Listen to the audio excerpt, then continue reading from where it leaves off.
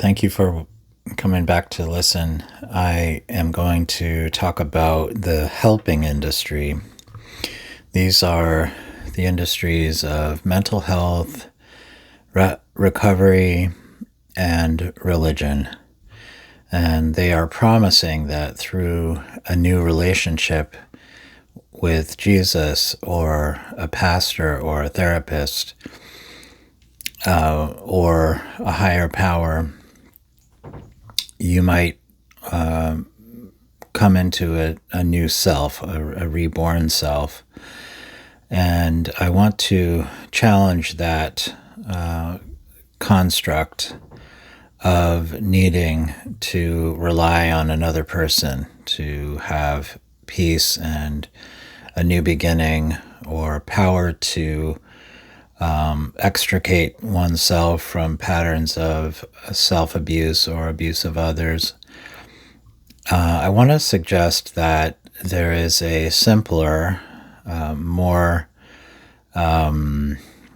accessible way to reframe oneself, to have a new ground on which to stand and to live one's life. We are, most of us, familiar with the ups and downs of life. There are habits of our mind which might be best described as fears or neuroses or dysregulation or bitterness, anxiety, depression. When we stand in love, we do not experience anxiety, depression, rage, fear, jealousy. We are free from those things. So the goal of my channel and my effort here is to argue that there is a way to feel love that doesn't require any other people. It only requires a willingness to discover one's own inner person. And I want to also first preface by saying that the words that I use to describe what I call primal encounter are necessarily words that call upon the vocabulary of spiritual life.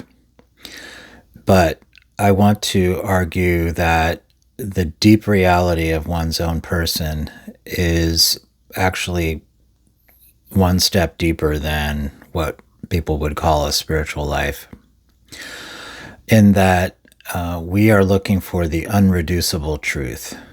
And the unreducible truth for any person is themselves. And it is not the same from person to person. So when we encounter the love of our inner person, we realize and understand that it is a highly personal event that can't be duplicated. It can't be given or bought or sold. It can't be negotiated through a relationship. Even if the relationship is a very positive one, it can't be accessed through other people.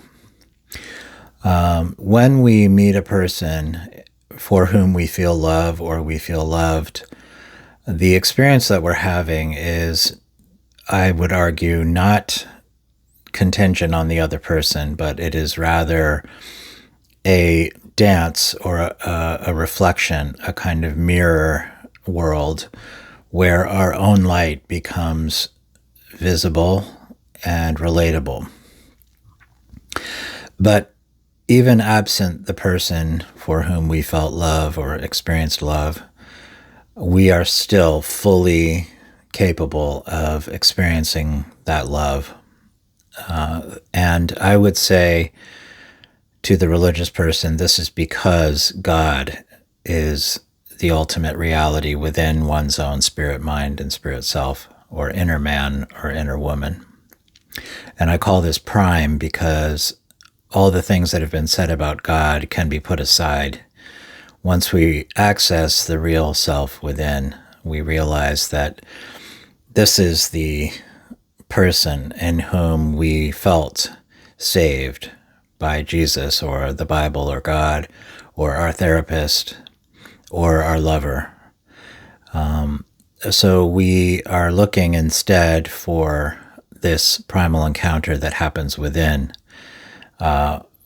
absent the religion, absent, in a way, even God, absent our therapist or savior or whatever. We have the power to access everything we need, emotionally, intellectually, our moral compass, our sense of freedom and creativity. It's all available to every person, regardless of their status, religiously, spiritually, or regardless of their status, be they single or married or involved with somebody, or their status, whether or not they're paying for support from a therapist or whether they have a good friend or not. So I would say that while there are many systems of relationship and human society that are unworthy of us, that are low brow, they are all about extracting kind of unworthy good feelings, kind of like it's kind of the sale of drugs. This can happen in any system where we're being sold something that makes us feel temporarily good, but we're not really learning how to access it on our own. And there's a lot of those systems. It could be, through advertising or through actual sale and purchase of drugs, or it could be through being involved with an insincere person. But I want to also say that a lot of society, besides those darker paths, there is another section of society that is promising healing and promising awareness and promising love and truth. And virtually all of them require the input of someone outside of yourself. Even if we look at psychology, where psychologists would argue that humans are suffering from trauma caused by other people, so because of that, we need other people to fix our trauma. We need a therapist, or we need good relationships to counter the bad ones. But these are not really true. It is possible to encounter the living God or the presence of true love within one's own being. And so that is what I'm here to talk about, and what I'm here to argue, that primal encounter is the only thing that actually lets a person live a good life. And so we can ignore that fact and live in misery, or we can admit that fact and seek it at all costs. It's not to say that the primal encounter can't be imitated or sort of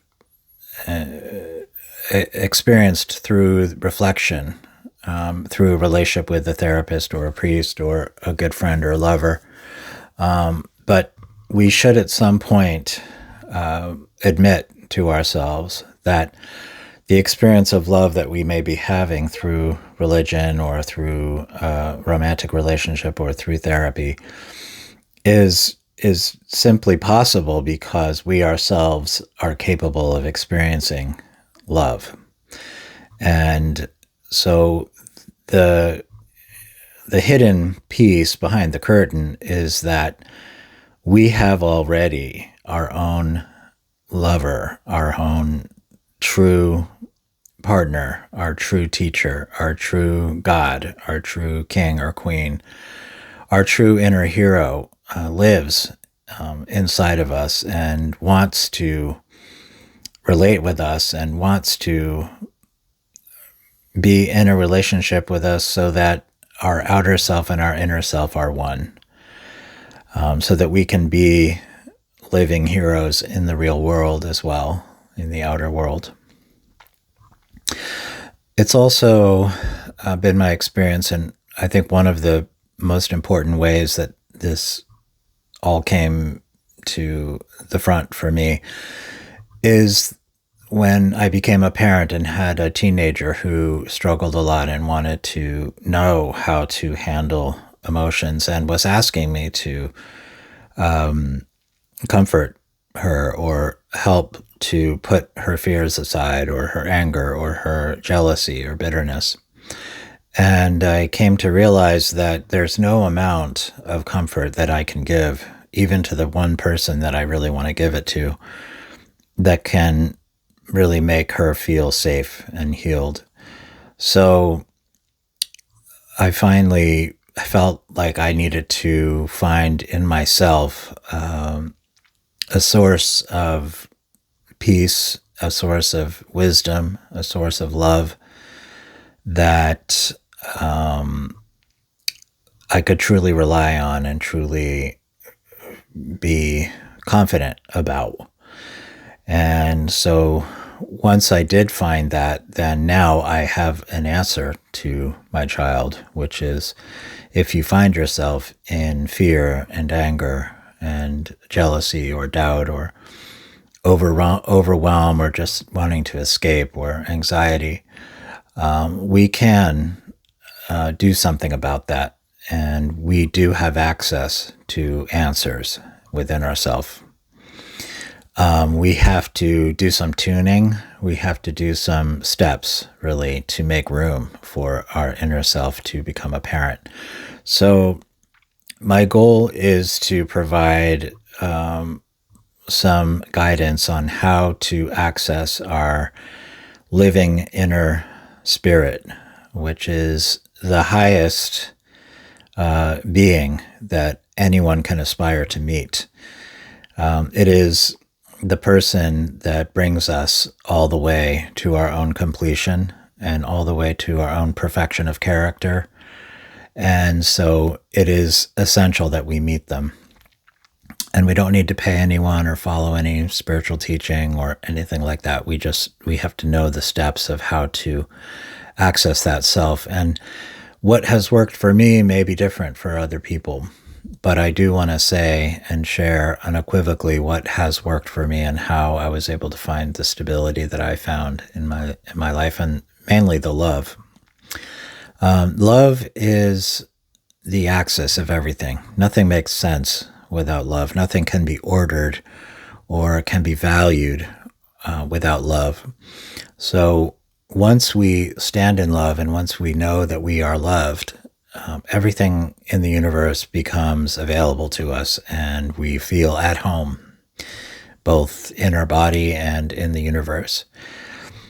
So primal encounter is what I'm going to be talking about here on this channel. And I just wanted to give an introduction again to what it is that we're talking about.